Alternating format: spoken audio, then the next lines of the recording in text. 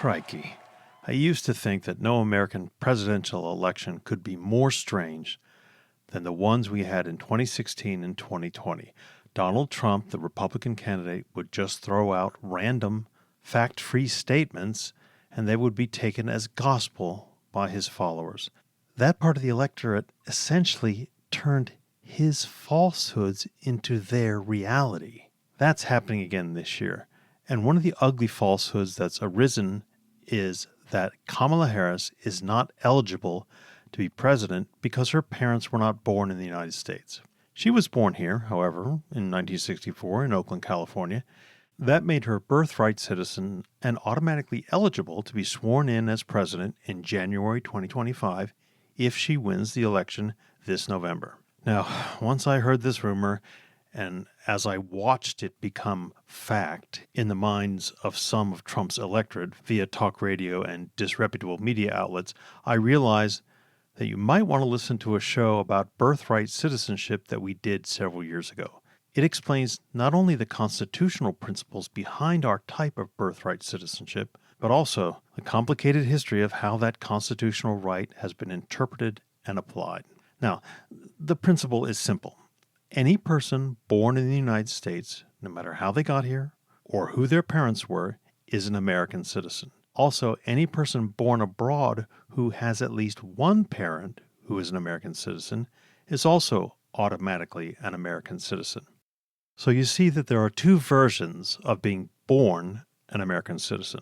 One by being born on U.S. soil, and the other by being born of American citizen while that citizen is in another country. While the principle is simple, the history is much more complex.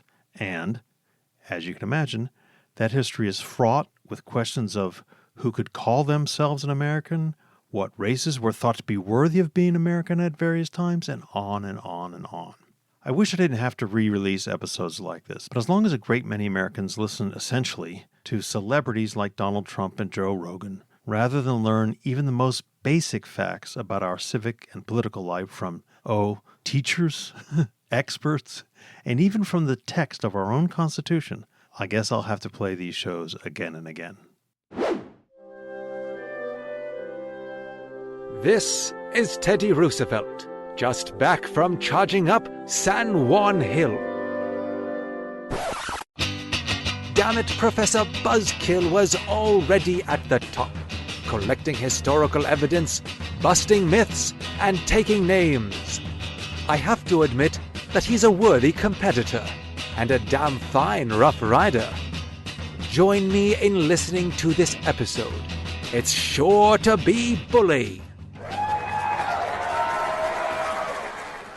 A while ago in the late 20th century, I was a junior year abroad student in Europe, doing my best to find some direction in life. It was an especially high and noisy time for American patriotism in that decade. And I remember distinctly one night in the college bar being asked by a fellow student what, if anything, made me proud to be an American. Birthright citizenship jumped out of my mouth before I knew it. Not something vague like freedom or world leadership. Birthright citizenship. The fact that anyone born in the United States or its territories was automatically a citizen. I can't remember how my drinking companion replied or how we talked about it, but I was reminded of my reaction to that patriotism and pride question all those years ago when the issue of birthright citizenship arose during the 2018 congressional elections. As you know, President Trump railed against it in an obvious attempt to rally his base, and the talk radio circus clowns, they got in on the act. Now, the issue burned brightly for a while and was promptly dropped after Election Day, having served its purpose, no doubt. But 1,000 lies and misstatements of fact were dumped on the American public, and an awful lot of that flow of fact-free garbage, frankly, was based on a total lack of knowledge about what birthright citizenship was and is, and how it came to be so strongly held in American civic life. The debates on immigration to the United States continue now, of course, for all sorts of reasons, and the issue of birthright citizenship often comes up, sometimes in the context of anchor babies, that offensive term used to refer to children of immigrants born in the United States. You know, the implication being that the birth was planned deliberately to take place in the U.S. in order to help immigrant parents settle and stay in the country. But before we get to the history of birthright citizenship and how it's been used in the United States, let me get a little legal lingo explained and, out of the way. There are two main ways that citizenship in a nation is attained in most countries in the world. One is naturalization. A person lives in a country for a certain period of time, applies to become a citizen based on that residency, and maybe has to pass a basic test on the country's laws and forms of government, that sort of thing. But this episode isn't about naturalization. It's about the other way to citizenship, that is through birth. Now, there are two, I keep saying these, it gets more complicated. There are two types of automatic citizenship through birth. One being born in a country, and the other being born to a parent who is a citizen of a certain country. Different countries use one or the other types of birth citizenship practice, and some, like the U.S., use both. In most parts of the world, being born to a parent who's a citizen of a country makes you a citizen of that country, no matter where you were born geographically speaking. A child born in Kenya, for instance, would be an American citizen by birth if one of that child's parents was an American citizen. A child born in Canada becomes an American citizen by birth if one of that child's parents is an American citizen. This Canadian example explains why Senator Ted Cruz was eligible to run for president of the United States despite being born in Calgary. Cruz's father was Cuban, but his mother was an American citizen, and lovable, cuddly Ted is therefore an American citizen by birth. For the same reason, if the stories of Barack Obama being born in Kenya had been true, he would have been an American citizen by birth because his mother was an American citizen. The Constitution, as you know, insists that a president must be a citizen by birth, and therefore Obama would have been eligible to run and serve as president. But of course, he was born in Hawaii. Therefore, he was an American citizen by jus sanguinis, that is the right of blood, through his mother, and jus soli, the right of the soil, because he was born in American territory. Now, sorry about the lingo in Latin, and I'm sure my Latin isn't very good, but those are the two basic ways, jus sanguinis and jus soli. Generally speaking, very few people object to the jus sanguinis, the parentage route of citizenship. But I said a little earlier that attacks on the concept of jus solis, the right of citizenship by place of birth, crop up every now and then, especially when political emotions and tensions are heightened, during elections, for example. And generally speaking, again, those attacks are based on almost a complete misunderstanding of what the right to citizenship by place of birth means and how it's been developed and sustained constitutionally and historically, at least in the United States. And of course, explaining the history behind these kinds of things is what you pay me for. So here's how that happened. In the first place, despite what President Trump says and what candidate Trump said so often, it's simply not true that the United States is the, quote, only country that grants citizenship automatically to children born here. Roughly half the world does, including our closest neighbors, Canada and Mexico. But some European countries grant citizenship by parentage and by geographic birth. Again, what does the U.S. use? Both, as a matter of fact. Both jus soli, the right of the soil, geographic birthplace, and jus sanguinis, right of blood by parentage. That's simple. So why does the issue and the reaction to it interest us here at the Buzzkill Institute? Well, because the history of citizenship in the U.S. is very, very complicated, and the various ways it's been addressed bears on so many other aspects of American history, especially the status of Native Americans, the status of slaves, and the status of freed slaves after emancipation, and the status of immigrants. Now, I wish I could tell you that the Founding Fathers enshrined birthright citizenship both by parentage and by birthplace in the U.S. Constitution right off the bat, but they didn't. In short, citizenship was granted to any, quote, free person already living in one of the original colonies and to any free person subsequently born in the new United States, one of the states. Of course, the fact that slaves were not free persons excluded them from citizenship. This was based on the legal doctrine, and again, I'm sorry for more Latin, and I'm even sorrier for my Latin pronunciation, the legal document of partus sequitur ventrum, which means, and I'm quoting here, believe it or not, that which is brought forth from the womb. Children born of an unfree mother brought their mother's citizenship status with them. They were slaves, essentially, from birth. Now, notice I said unfree mother. This meant that it didn't matter who the father was. A slave woman's child was born a slave. Yeah, that means that children sired by a free father, slave owner, overseer, or any other free man, but born to a slave mother was a slave. You see what I'm getting at here, right?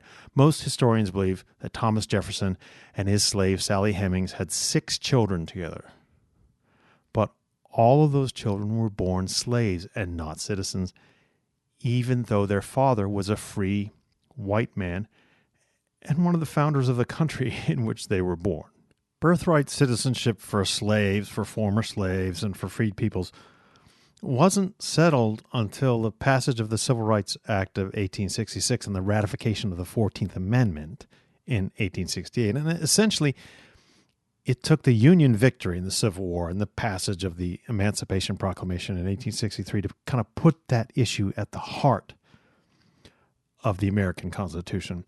But it was a close run and controversial thing before the Civil War.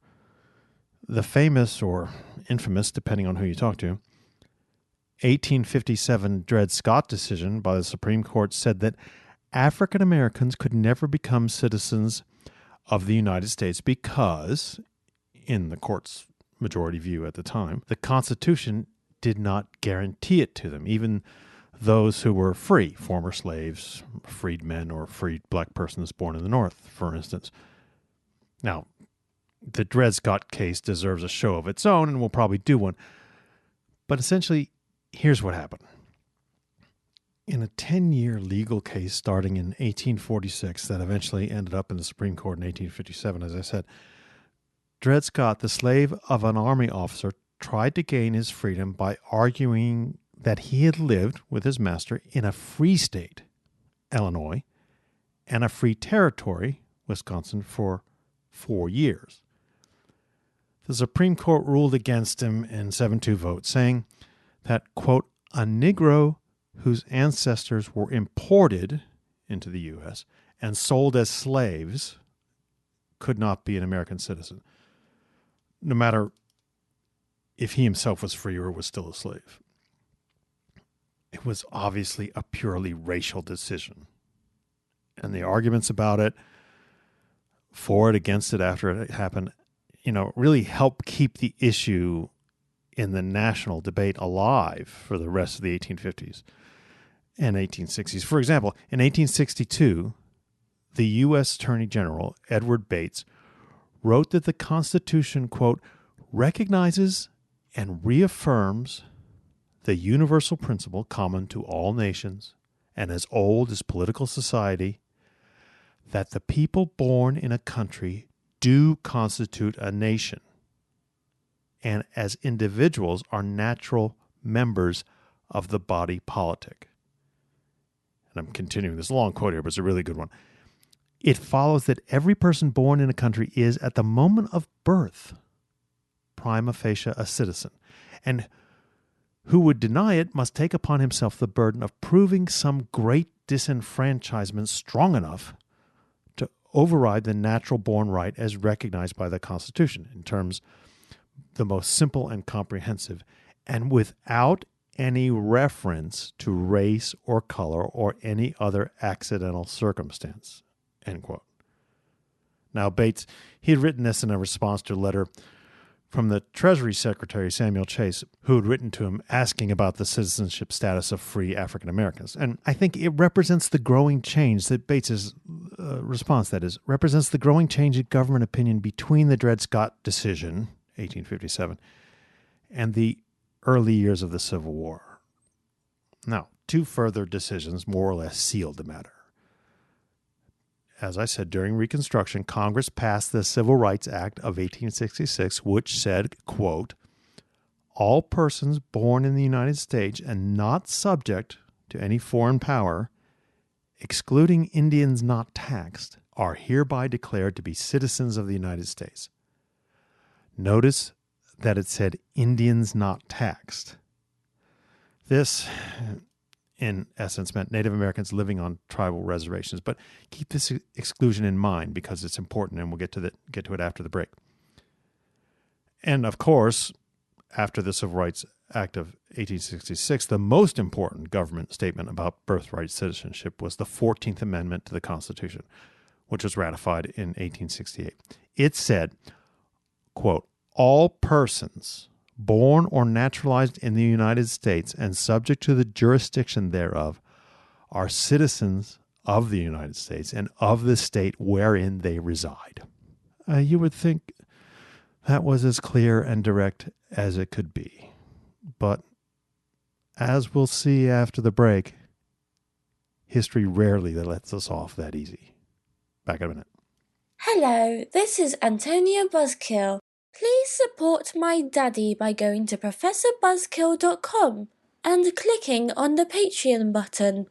While you're there, subscribe to his email list and shop the Buzzkill bookshelf. Follow him on Facebook, on Twitter at BuzzkillProf. Please leave a review while you're there. Thanks for listening. During the first half of the show, I kept using terms like native-born, natural-born, and born in the United States. You would think that, at the very least, those concepts would apply to the original native-born inhabitants of what became the United States. But, as you might have guessed, when I mentioned, quote, Indians not taxed, unquote, who were left out of the Civil Rights Act of 1866, the legal citizenship status of Native Americans was not as clear and obvious as it should have been. In what's bound to be one of the biggest ironies, saddest ironies in American history, especially regarding birthright citizenship, Native Americans, indigenous peoples, were not, both generally and technically speaking, citizens of the United States. At least not until 1924, nearly 50 years after the 14th Amendment was added to the Constitution. And in some ways, the history of their path to citizenship is more complicated than that of African American slaves and their descendants. That's because the Constitution in Article 1 defined categories of persons to be counted in each state's population for the purposes of determining the number of representatives that state would be granted in the House of Representatives. Originally, the idea was to count only white people. But since the white population of southern slaveholding states was so much smaller than the white populations of northern states, the white free populations, obviously, the famous 3/5 compromise was adopted. In addition to the number of free white people in a state, the new Constitution allowed southern states to count 3/5 of their slaves in their total population statistic for congressional representation. They didn't grant these slaves 3/5 of citizenship rights or anything, or 3/5 of anything for that matter. It was a pure political deal to get the slave states to ratify the Constitution. because they thought they'd be swamped by the larger northern states in terms of representation in Congress. At the same time, the Constitution excluded, quote, Indians not taxed in a state's population total. Essentially, this meant Native Americans who lived on tribal lands and who had made agreements or treaties with states to be recognized as Indian nations, those Native Americans were not to be considered citizens. These were the Indians not taxed, which obviously was different from the Indians who were taxed. Indians who were taxed, if you will, were Native Americans who had more or less left their tribal lands and traditions and who had started to live in white society. They were to be considered citizens, and their children were to be considered citizens. This is part of the highly complicated history of U.S. government relations with indigenous people. For all sorts of reasons, many Native Americans lived as their own nations and were regarded by the U.S. government, the new U.S. government anyway, as kind of separate nations within the boundaries of the U.S., if you know what I mean. But those people were not granted rights by the American government and, as you undoubtedly know, were more or less treated however the government wanted to treat them at whatever time. Indian wars and other incursions were made whenever westward expansion brought Eastern white Americans into the West. Now, obviously, these topics deserve shows of their own, as well as the other shows of their own I mentioned earlier. But the specific citizenship question for Native Americans wasn't a quiet one during the 19th century. During the time that the citizenship status of African Americans was being debated, the citizenship status of Native Americans was being debated. While he was still general of the Army after the Civil War and later when he was president, Ulysses S. Grant tried to change and, to his mind, improve relations between the federal government and Native American groups and nations. Grant, in doing this, seems to have been motivated by at least two things. The first was his gratitude towards Native Americans who had served in the Union Army, especially his military secretary, Eli Parker, who was from the Seneca Nation. The second was the distressing reports he kept getting back about the behavior of some white settlers in the West. Migrant farmers and cattlemen were encroaching on Native American land. Railroads were being built on contested land. Miners often didn't respect land boundaries, and there were all kinds of fights and battles and small Indian wars. Calling Native Americans, quote, the original occupants of the land in his 1869 inaugural address, Grant envisioned a future in which they would become eligible for full citizenship.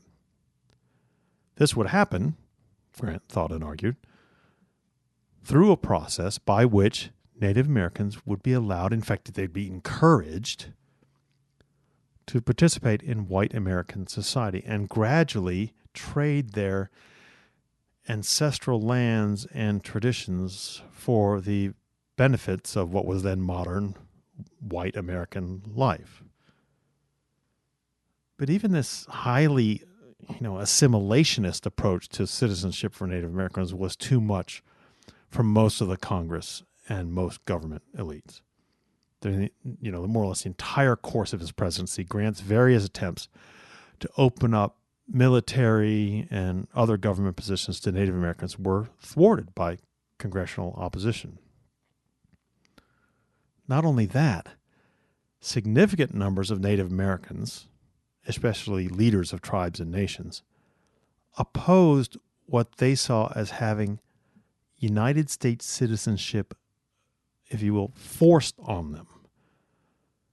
Not only, were they understandably suspicious of overtures and promises from the U.S. government about anything, they worried that assimilation would eventually kill off their Native American culture and identity. And the supremacy of tribal citizenship over U.S. citizenship seemed to be confirmed by the Supreme Court in 1884.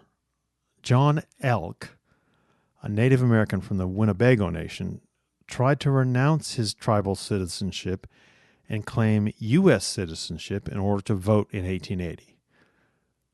The court decided that Elk owed his true allegiance to his tribe and that allegiance prevented him from sincerely desiring U.S. citizenship. Therefore, the court denied John Elk's U.S. citizenship claim. But for the next 40 years, debates went back and forth about whether Native Americans were a special case because of this idea that they couldn't have divided loyalties between their tribes and nations and the U.S. government. And it's pretty clear that at least from the anti-Native American citizenship side among white Americans, this was all based on race and ethnicity. Practically no one, for instance, claimed that European immigrants in the 19th century could be denied naturalized citizenship based on any prior allegiance to France or Italy or wherever. But hold on to this thought, Buzzkillers, because it'll come up again before the show's over. Okay, so Native American citizenship in the United States wasn't finally settled until, well, more or less the middle of the 20th century. Well within, that is, living memory. The Indian Citizenship Act of 1924, passed over some white opposition and Native American opposition, said, quote, that all non-citizen Indians born within the territorial limits of the United States, and they are hereby declared to be citizens of the United States.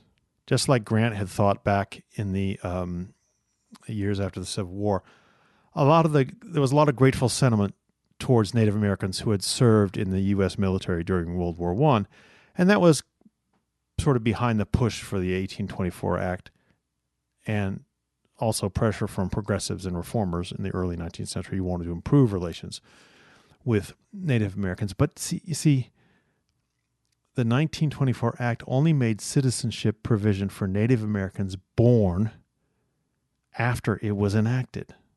It's just so complicated and fraud. It's unbelievable. It wasn't until the Nationality Act of 1940,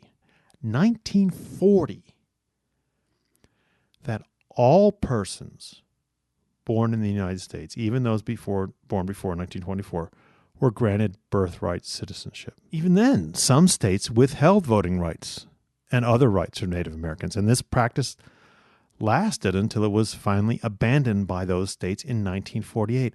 Again, that's well within the living memory of at least my parents' generation. As I said earlier, most historians of the late 19th century and early 20th century believe that opposition to Native American citizenship was based on race and bigotry against those groups. You'd be quite right in shouting at your radio or your computer or your mobile phone or whatever it is you listen to this podcast on, that this represented a great hypocrisy. Immigrants from other parts of the world weren't held to the same loyalty standards as Native Americans who desired citizenship. Well, yes and no. And I'll finish up this episode by briefly explaining the 1898 Supreme Court case of United States versus Wong Kim Ark, which was more or less the Supreme Court case that provided the strongest and most strongly worded precedent for what we now consider birthright citizenship.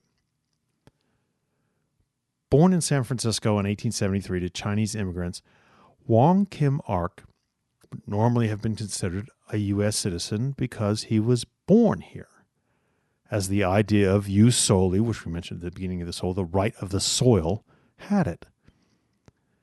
But Chinese immigrants, like Wong Kim Ark's parents, in the late 19th century faced a great deal of racial discrimination, and U.S. citizenship was denied to them on the frankly, somewhat technical grounds that the Emperor of China still regarded them as subjects.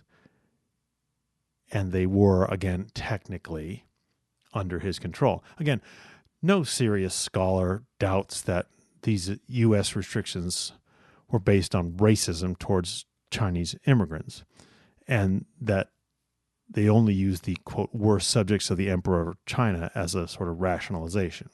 In late 1894, Wong Kim-ark went on a trip to China, and when he tried to return home to San Francisco in early 1895, he was denied entry into the U.S. based on the laws, then current, that were trying to curb the rate of Chinese immigration. He'd been born in the United States. And Wong Kim-ark sued in court, arguing he was a natural-born American citizen, should have been let in the country in a normal way. Now, his case worked its way up through the state courts and the federal courts until it reached the Supreme Court in 1898. And the court ruled in Wong Kim-ark's favor, and he was admitted back to the United States and permitted to exercise his citizenship. Now, even though chronologically this Supreme Court decision came before the Indian Citizenship Act of 1924 and the subsequent laws relating to it in the 1940s, I want to end this show with the Wong Kim-ark case because of the specific language used in the decision and the rhetorical power with which it was expressed by its author, who was Associate Justice Horace Gray. That language provided such strong support for the legal and constitutional fact that birthright citizenship in the United States means exactly that, birthright citizenship. Again, I'm quoting here. The 14th Amendment affirms the ancient and fundamental rule of citizenship by birth within the territory, in the allegiance and under the protection of the country, including all children here born of resident aliens. The amendment, in clear words and in manifest intent, includes the children born within the territory of the United States or of all other persons of whatever race or color domiciled within the United States, end quote. And even though it gets questioned and challenged sometimes, birthright citizenship has been constantly reaffirmed by the Supreme Court and championed by sane and sensible voices in our country. In the last few years, we seem to be living in the shadow of increased hatred and discrimination in the United States. And I just hope that, at least as far as birthright citizenship is concerned, and as far as many other things are concerned, we're able to overcome that angst and live up to this vital American principle. And I take a great deal of American pride in the fact that my feeling on this and the strength with which I hold it hasn't changed since I expressed it as a college student in a foreign land all those years ago. Talk to you next week.